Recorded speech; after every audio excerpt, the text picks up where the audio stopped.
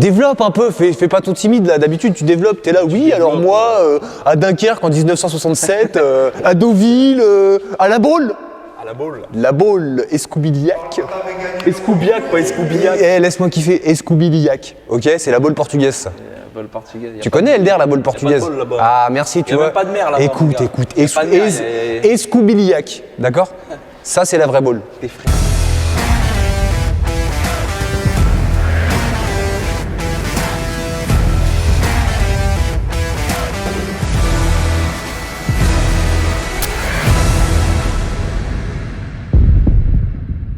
Bonjour à tous et bienvenue sur Shiftech TV. Aujourd'hui on se retrouve sur le centre de Paris avec mon acolyte Julien. Julien, ça faisait longtemps qu'on t'avait pas vu.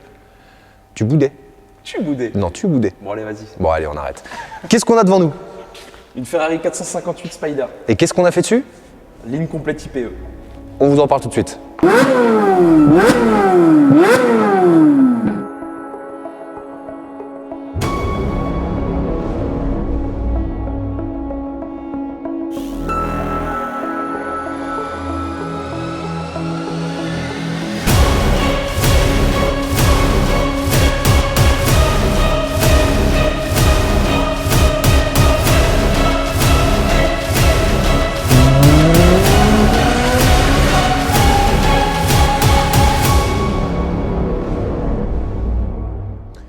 Eh Julien, tu m'as dit ligne complète, mais là je viens de trouver ça à côté de la voiture là, qu'est-ce que c'est? Ligne complète, ça veut dire ce que ça veut dire. Ah bon? Ligne complète. Donc ligne complète, tu comptes, Avec les collecteurs. tu comptes les collecteurs dedans. Ouais, moi je suis. D'ailleurs, je ça suis généreux. c'est. C'est lourd. Oui, Ouais. c'est un peu lourd. Ça, on va poser Ligne IPE, ils annoncent quasiment 20 kg de gain 20 kilos de gain Ouais, avec ouais. sur la ligne complète. sur la ligne complète. Ouais. D'ailleurs, petite question, parce que pour un néophyte comme moi, pourquoi changer les collecteurs? En fait, ils vont les étudier différemment, de par la forme parfois et surtout le diamètre. D'accord, ok. Donc on va avoir Gain de puissance, gain de couple et une meilleure sortie des gaz d'échappement. c'est ça. D'accord. Et on va automatiquement avoir plus de bruit. Automatiquement, tu verras, c'est C'est, plutôt parlant. il paraît vraiment les amis que c'est une Formule 1.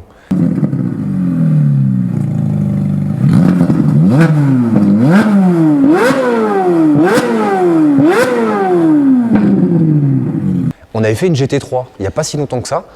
Toi qui l'as déjà entendu, parce que moi je ne l'ai pas encore entendu. C'est pire. Ah c'est pire. Enfin, c'est mieux. C'est pas pire. Oui, C'est mieux. ça dépend dans quel point, Non, c'est mieux. de quel côté on se met. Mais d'accord, donc on est parti du collecteur. Collecteur. Après collecteur, Après, tu passes sur la ligne complète. d'accord, donc catalyseur sport. Ouais. Et après directement le silencieux. Silencieux. Enfin, silencieux. Pas très silencieux, mais silencieux. Je vous rapporte le silencieux. Ils n'ont pas trouvé de plus grosse gamelle. Vous avez vu la taille du silencieux? C'est incroyable ça. Donc système à valve d'origine. D'origine. Et d'ailleurs sur la ligne IPE qui reprend ce système. Qui reprend le même système. Et quand les valves se ferment, ça a vraiment Si tu as une nette il différence. y a vraiment une nette différence. Ouais, ouais. Donc ça veut dire que hop, on arrive dans Paris tranquillement sur les Champs-Élysées, on ferme les valves, on passe un peu inaperçu. C'est ça. Enfin, inaperçu. Ça reste rouge et Ça reste une 458. Par contre, dès qu'on ouvre, c'est la guerre. c'est la guerre. Tu m'as dit un gain de poids. Gain de puissance et gain de couple aussi. Alors gain de puissance, on est sur combien de Une chevaux? quinzaine de chevaux. Une quinzaine de chevaux pour une ligne, c'est quand même. Et le couple, on est entre 15 et 20 Nm annoncés. Ouais. Donc on voit sur le silencieux d'origine qu'il y a un système de valves. Oui. Faut savoir que chez Ferrari, les valves sont pas pilotables de l'intérieur. On est obligé d'accélérer jusqu'à un certain point et c'est là où les valves s'ouvrent. Celle-là, elle a une particularité ou c'est toujours comme ça? Non, celle-ci, elle a un boîtier Capristo qui permet de gérer les valves comme on veut. Comme on le veut. Ouais. Donc ça veut dire que voilà, on est au ralenti, on peut ouvrir les valves et puis c'est la guerre. Il faut savoir que voilà, quand on n'a pas le boîtier Capristo, c'est à partir d'un certain régime que les valves vont s'ouvrir. Alors que là, avec le boîtier Capristo, on est au ralenti, on est sur les Champs-Élysées tranquillement, on peut appuyer sur le petit bouton qui nous ouvre les valves et c'est la guerre. Pourquoi les Champs-Élysées? Pourquoi pas Dunkerque? Pourquoi Dunkerque? Je sais pas, je suis du Nord. Moi. Mais il fait pas beau à Dunkerque là, en ce moment. Allez, c'est bon. Ici, il fait beau. À Paris. On est à Paris, il fait On beau. passe sur la suite. Donc voilà, donc là on a le collecteur, on a le silencieux, le catalyseur. On va le montrer quand même le catalyseur parce qu'il est gros. Hein. Il y en a deux, surtout. C'est vrai qu'en portant les pièces quand même on se rend compte que ça pèse ultra lourd. Ah oui, nettement. C'est impressionnant d'origine ce qu'ils viennent mettre. Donc là on est sur le catalyseur les amis. Je comprends qu'on peut aller chercher le gain de poids parce que le catalyseur sport est beaucoup plus petit que ça. Beaucoup plus petit. Après, il y a la matière aussi qui est différente. Et non, quand ils annoncent 15 kilos, c'est vraiment 15 kilos. Ouais. Donc Julien, le client est parti sur une ligne IPE. Si je dis pas de bêtises, il y a 2 revêtements sur ces lignes-là. Oui, il y a 2 matières différentes, le titane et l'inox. D'accord. Et c'est quoi la différence concrètement entre le titane et l'inox? La matière et la sonorité va être différente aussi. Il y a une histoire de poids aussi, non? Et une histoire de poids. L'inox est un peu plus lourd que le titane. Un peu plus lourd, oui. D'accord, ok. Et ici, on est parti sur une inox, le client voulait en inox. Vous voulez vraiment, ok, d'accord, il voulait vraiment une inox. Ouais. Donc je pense le mieux, les amis, pour se rendre compte de cette sonorité, Julien, tu vas m'emmener faire un petit essai routier et puis on va pouvoir voir Tu pourras constater si c'est la guerre ou pas. la différence de Parce que son. c'est ça qui est important. C'est vrai que quand on change une ligne, déjà une 458 de base, ça fait quand même un très très joli son. Ouais. Déjà, c'est d'origine, ça chante, pardon. On est sur le dernier atmosphérique de chez Ferrari.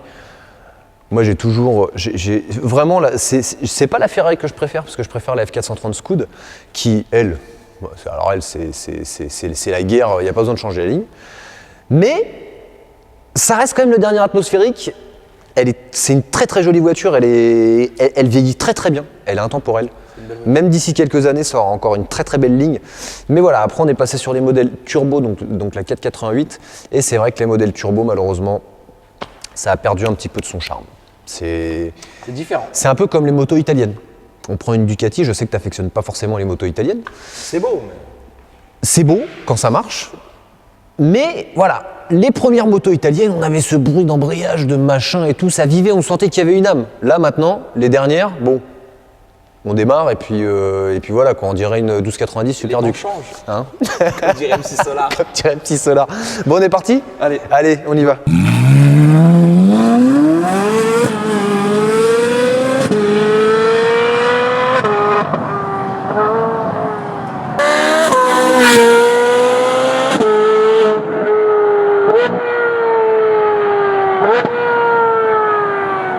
Donc les amis, on se retrouve à bord de cette 458 Spider pour écouter le son. C'est vraiment une Formule 1.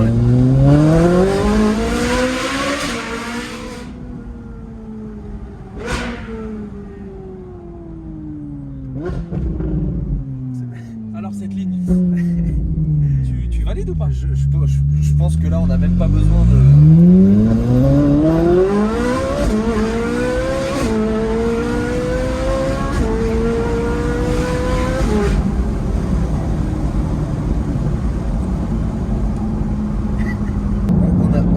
C'est incroyable. C'est génial. Il n'y a pas de là. C'est magnifique. C'est vrai qu'à vitesse stabilisée sur autoroute, bon, ça fait quand même un peu de bourdonnement derrière. Mais bon, on est dans une 458, on n'est pas dans une Renault Modus. La comparaison est très bonne. Donc par contre, ouais, c'est vrai que le bruit il est quand même incroyable. Il est vraiment incroyable. On est à 110. Quand vous faites une accélération de 70 à 100, vous avez l'impression que vous êtes à 250. C'est un truc de fou. C'est un truc de fou. Et le rétrogradage, il est incroyable.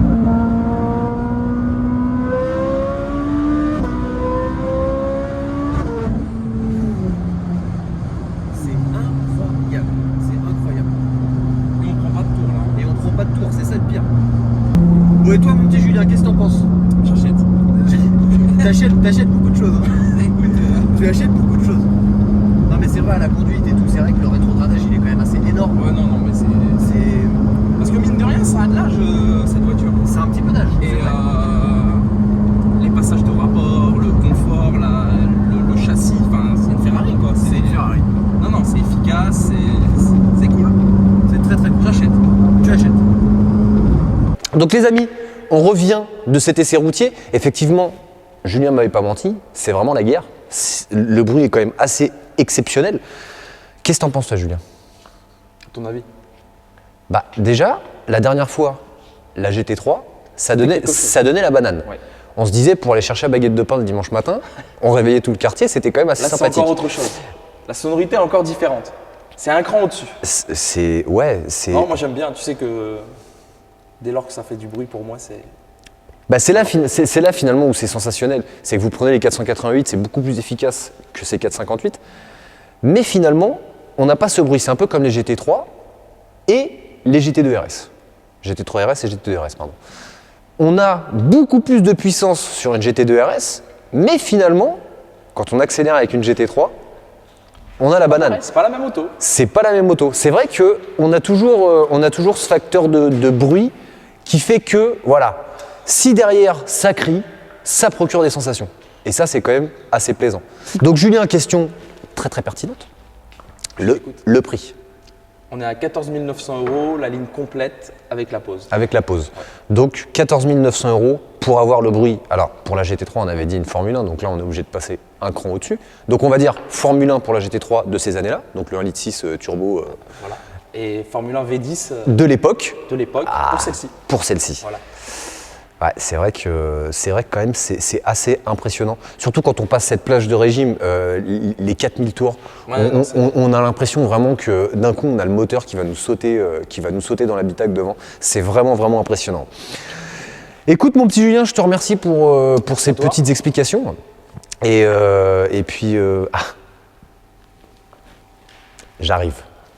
Les amis, merci d'avoir regardé cette vidéo. N'hésitez pas à vous abonner à notre compte Instagram, à notre compte YouTube.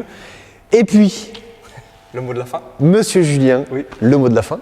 Au revoir. Ce matin, il n'a aucune créativité. Parce que pour une toujours au revoir. on tourne une vidéo à 9h le matin. Très très rare. Normalement, on est plus du soir, nous, on est plus du soir. T'as pas une autre créativité, non? Pour la Cosworth, tu es là, rouler différemment. Pour une Ferrari, non, au revoir. C'est bien, au revoir. C'est poli. Au revoir, bonne journée. Bonne Et à bientôt. Bonne journée, à bientôt. À bientôt les amis, et moi je vous dis à la semaine prochaine. Ciao. Et comme Enzo Ferrari le disait, si vous pouvez le rêver, vous pouvez le faire. À la semaine prochaine. Voilà.